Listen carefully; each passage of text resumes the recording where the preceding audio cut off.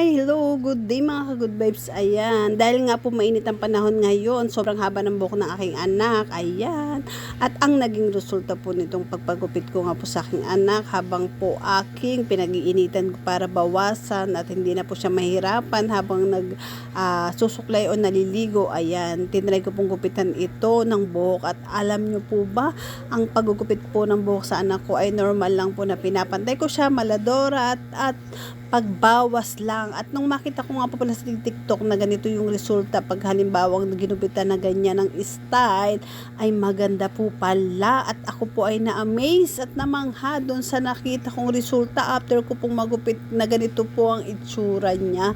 At ganyan po ang paggupit lang sa kanya. Papantayin lang po at sa unahan po siya gugupitin para po maging maganda ang resulta. Ayan, di ba po? Naging layer po ang resulta na inspected ko po ay pantay lang ang kalabasan niya. Ayan, hindi ko po alam na parang expert na po yung gumupit sa buhok ng aking anak. Sa ganitong style lang po sa unahan na paggupit ay naging layer po ang resulta. At napakaganda po ng kanyang buhok na resulta.